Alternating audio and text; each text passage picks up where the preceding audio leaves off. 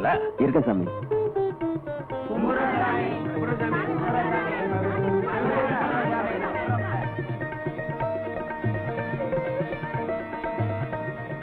என்ன காளியப்பா, நேத்து தான் செருப்பு வேணும்னு சொன்னேன், அது கூட தைச்சிட்டு வந்துட்டியா? சாமி, நீங்களும் உங்க குடும்பமும் என் பரம்பரைக்கு செய்திருக்கிற உதவிக்கு என் தோலையே உங்களுக்கு செருப்பா தைச்சு போடணும். ஆனா இந்த பாவிப்பைய தோலுக்கு உங்க பாதத்தை தொடக்கூட பாத்தியதே இல்லையே. போட்டுக்குங்க சாமி. காளியப்பா, நீ தைச்சு கொடுத்த செருப்பை போட்டு நடந்தா அப்படி ஜம்முன்னு தேர்ல போற மாதிரி இருக்கும். ஆமா, உன் மகன் எம்ஏ பரிசு எழுதி முடிச்சுட்டானே, மேல என்ன செய்ய போறான்? என்ன சாமி தெரியாத மாதிரி கேக்குறீங்களே? அவனை ஒரு கலெக்டர் ஆக்கி பாக்கணும்னு தானே நான் கனவு கண்டுகிட்டு இருக்கேன். அவனை ஒரு கலெக்டர் ஆக்கி உங்க காலில் விழுந்து ஆசி பாக்குற வரையில நான் கண்ணை மூட மாட்டேங்க. எசமானோட ஆசை இருக்கு, என் ஆசை நிறைவேறி போயிருங்க. சிப்பிக்குள்ள முத்து, சேத்துல செந்தாமரை, நிலக்கரிக்குள்ள வைரம், கால் செருப்பு தைக்கிற வீட்டுல கலெக்டர். காளியப்பா, நம்ம கையில என்ன இருக்கு? எல்லாம் எழுதி வச்சபடிதான் நடக்கும்.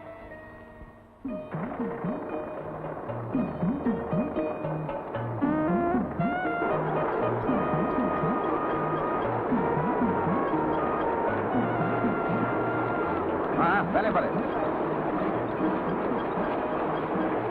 என்ன நிக்கிற, கூட எடுத்துருப்பா.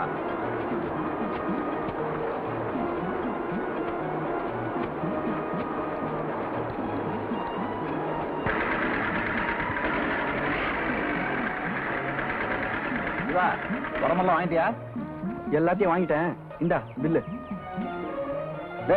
என்னடா இது? மூட்டைக்கு 4 ரூபாய் விலை ஏத்திட்டாங்க. இப்படி நாம வாக்கலாம் விலை ஏத்திடுவாங்க, நாம விக்கிற நெல்லுக்கு மட்டும் விலை ஏத்த மாட்டாங்க. இப்படி இருந்தா நம்ம விவசாயம் பண்றது? ஊர்தவன் கணக்கு பார்த்தா உழக்கு கூட மிஞ்ச. பரவாயில்லையே, விவசாயம் பத்தி இவ்வளவு தெரிஞ்சு வச்ச. இந்த காலத்து பசங்க பள்ளிக்கூடத்துல கார் எடுத்து வச்ச உடனே விவசாயத்துக்கு விவாகரத்து கொடுத்துறாங்க. நீ என்னடா பட்ட படிப்பு படிச்சிருந்தா என்னோட வயல்ல இறங்கி வேலை பாக்குற பாரு. நான் ரொம்ப பெருமைப்படுறேன்டா. சம்பளம் படிப்பு படிச்சுட்டேங்கிறதுக்காக நகத்தை அழுக்கு ஓட்டக்கூடாதுங்கிற ஜாதி இல்லடானா. பள்ளிக்கூடத்துல படிக்கிறது வெறும் எழுத்துதான். வாழ்க்கைய படிக்கணும்னா வயலுக்கு வந்தே ஆகணும். கரெக்ட். இந்த காலத்து பசங்களுக்கு தென்னை மரம் எப்படி இருக்கும், வாழை மரம் எப்படி இருக்கும்னு டிவியில வயலு வாழ்வு நிகழ்ச்சியில படம் போட்டுல காட்ட வேண்டியிருக்கு. அதனால தாண்டா பட்டமளிப்பு விழா கூட இனிமே பண்ணைகள்ல தான் வைக்கணும். அது மட்டும் இல்ல, இன்டர்வியூல கூட நாத்து நட தெரியுமா, பாத்தி வெட்ட தெரியுமா, உழ தெரியுமான்ற கேள்வி எல்லாம் கேட்கணும். டேய், நீ கேட்கிற கேள்விக்கும் குமாஸ்தா வேலைக்கு என்னடா சம்பந்தம்? ஏண்டா, இன்டர்வியூல ஹேமா மாலினி பொண்ணு பேர் என்னன்னு கேக்குறாங்க. ஹேமா மாலினி பொண்ணு குமாஸ்தா வேலைக்கு என்னடா சம்பந்தம்? பேசுறா. நான் மட்டும் சர்வாதிகாரியா இருந்தா என்ன பண்ணுவேன் தெரியுமா? 10 வருஷத்துக்கு பல்கலைக்கழகத்துல இழுத்து மூடிட்டு எல்லா பசங்களையும் சேர்த்துல இறங்கி நாத்து நடுங்களான்னு சொல்லுவேன். எப்படி? அதனாலதான் நீ சர்வாதிகாரியா ஆகல.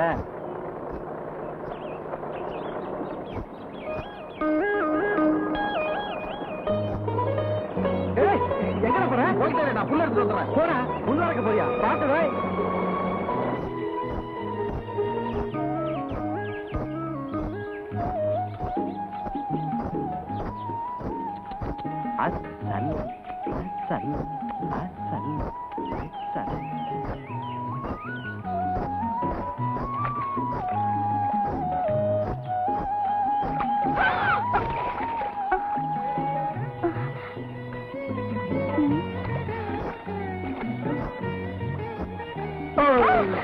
நீயா என்ன செஞ்சு சுத்தியா? அப்பா, ஏயா கொஞ்ச நேரம் துக்குறதுக்கே இந்த மூச்சு விடுறியே. உன்னை நெஞ்சுக்குள்ளேயே சுமந்துட்டு இருக்கேனே, எனக்கு எவ்வளவு கணக்கும். என்ன நெஞ்சுக்குள்ளே சுமந்துட்டு இருக்கியா? எங்க பாக்கலாம். ஏயா என் மேல அவ்வளவு ஆசையா? அப்ப நான் சொன்னதுல செய்வியா? என்ன செய்யணும்? நான் உன் காதை கடிக்கணுமா, இல்ல கணத்துல முத்தம் கொடுக்கணுமா, இல்ல அப்படியே உன்னை தூக்கி? அதெல்லாம் ஒண்ணு வேணாம். அந்த புல்லுக்கட்டை தூக்கிட்டு என் வீடு வரைக்கும் வா. அது எதுக்கு புல்லு கட்டு? அப்ப ஒண்ணு செய்வோம், அந்த புல்லுக்கட்டை நான் தூக்கிக்கிறேன், என்ன நீ தூக்கிக்கோ, என் வீடு வரைக்கும் வா. இதுக்கு புல்லு கட்டே பரவாயில்லையா? அப்ப தூக்கு.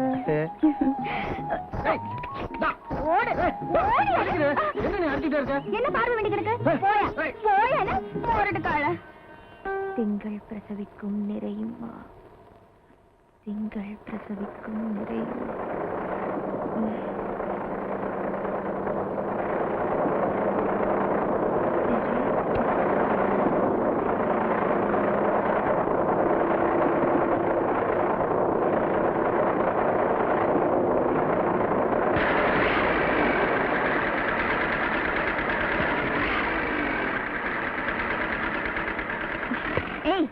நான் கவிதை எழுதிட்டு இருக்கேன்ல, இப்படி டிராக்டர் என் கற்பனையை கலைச்சிட்டியே.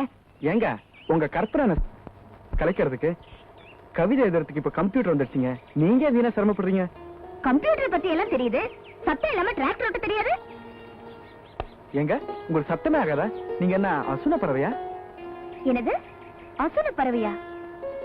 அப்படி ஒரு பறவை இருக்கா? அது கூட தெரியாம தான் கவிதை எழுதிட்டு இருக்கீங்களா? அசுன பறவைங்கிறது சங்கீதத்தை கேட்டுக்கிட்டே உயிர் வாழ்ந்துட்டு இருக்கோம். அந்த நேரத்துல வேற சத்தத்தை கேட்டா அது செத்து போயிடும். நீங்க எப்படி? ஏய். சரி, நீங்க என்ன கவிதை எழுதுறீங்க? அதை நான் படிக்கலாமா? கவிதை படிக்கணும்னா அறிவு வேணும். ஏன் கவிதைங்க எல்லாம் கற்பூரம் மாதிரி. அந்த வாசனையில உனக்கு எங்க தெரிய போகுது? உங்க கவிதை கற்பூர மாதிரி தானே? அப்ப கொளுத்திர வேண்டியதா? கிண்டலா உன்னை? உங்களுக்குள்ள என்ன தகராறு? உங்க சத்தம் சால வரைக்கும் கேக்குது. ஒண்ணுமில்ல சம்பந்தம். துளசி ஏதோ கவிதை எழுதிட்டு இருந்தாங்க, அதை பத்தி தான் பேசிட்டு இருந்தோம். துளசியோட கவிதை பத்தி எனக்கு தெரியாதா? ஆஹா, தென்றல், நிலா, மேகம் இத பத்தியே எழுதிட்டு இருக்கோம். இதுக்கு மேல போறதுக்கு சக்தியும் இல்ல, சங்கதியும் இல்ல. அண்ணே, இந்த பாருமா, இந்த பழசெல்லாம் விட்டுரு. இதெல்லாம் இனிமேல் செல்லுபடி ஆகாது. கடப்பாறை, மண்வெட்டி, பம்பு செட்டு, டிராக்டர் இத பத்தி எழுது. அதுதான் நாட்டுக்கு தேவை. கிண்டலா இருக்கா? நீ வேணா பாரு, என் கவிதை எல்லாம் பத்திரிகையில வராம நான் கல்யாணமே பண்ணிக்க போறதில்ல. அவ்வளவுதானே, கவலை விடு. உன் கல்யாண பத்திரிக்கையில ஒரு பக்கத்துக்கு உன் கவிதையை அச்சடிச்சிருவான். உன்னை புத்திசாலின்னு நினைச்சேன். ம்ஹும். உனக்கும் கற்பூர வாசனை தெரியல.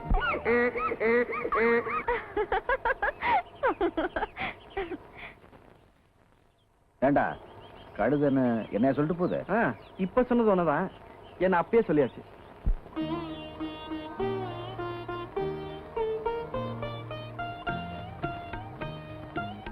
வாங்க வாங்க. சாமி, என் புருஷனுக்கு 4 நாளா காய்ச்சல், வேலை வெட்டிக்கு போக முடியல. மந்திரிச்சு விபூதி கொடுங்க சாமி. நெத்தியில பூசி தலாணி கடியில வச்சுக்க, 2 நாள்ல சரியா போ. சரிங்க. வாங்க சீக்கிரம். சாமி, என் புள்ள 3 நாளா எது கொடுத்தாலும் வாந்தி எடுக்கு சாமி. புள்ள பயந்துருக்கு, நல்ல உடம்பெல்லாம் பூசு, சரியா போ. சரிங்க சாமி. வந்துருங்க.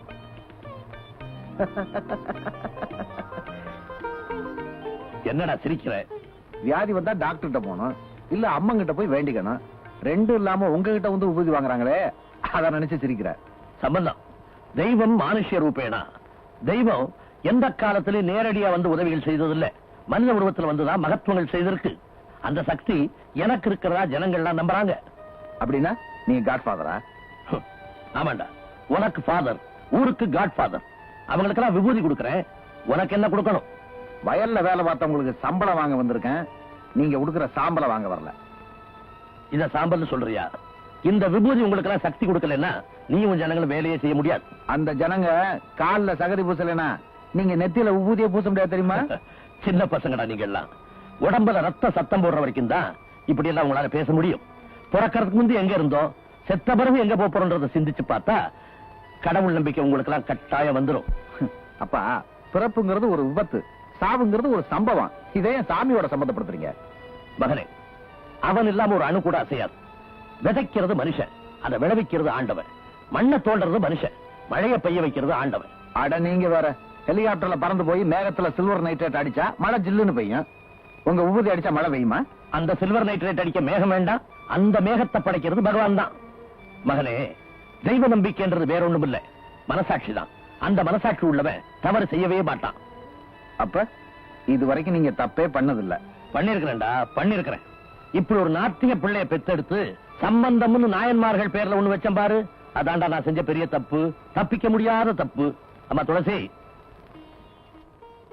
என்னப்பா? இந்தா உங்க அண்ணன் கேக்குற பணத்தை எடுத்து கொடு. நம்ம கையில என்ன இருக்கு, எல்லாம் எழுதி வச்சபடிதான் நடக்கும். என்ன காளையப்பா, இந்த செருப்பு உழைக்குமா? என்னது உழைக்கும் மாவா? இந்த தோல் மாடா இருக்கும் போது 20 வருஷம் பாரம் எடுத்திருக்கு, 40 ஏக்கர் நிலத்தை உழுதுருக்கு. இப்ப செத்து செருப்பா உழைக்கிறதுக்கு வந்திருக்கு. இத நீ கால்ல மாட்டின உடனே சைக்கிள்ல ஏறிக்குவ, வெளியூருக்கு போனா பஸ்ல ஏறிக்குவ, கோவிலுக்கு போனா வாசலையே விட்டுருவ, கல்யாணத்துக்கு போனா அங்கங்க நீ போட்டுட்டு போற, அங்க இருந்து போட்டு வரதானே வழக்கம். நீ கேக்குற உழைக்கும் மான்னு. அப்பா, உங்ககிட்ட செருப்பு வாங்க வந்தா செருப்படி மாதிரி பேச்சுல வாங்க வேண்டியிருக்கு. இந்தா பாக்கி போனோம். காளியப்பா, அவன் மகனுக்கு ஒரு கடிதாசம் வந்திருக்கு, இந்தா. இது என்ன லெட்டரு? அடங்க ஒப்புறான இதுல வாய் எது வால் எதுன்னு புரியல. என் பெருமாள் கடையை பாத்துக்க, இத நான் வந்துடுறேன்.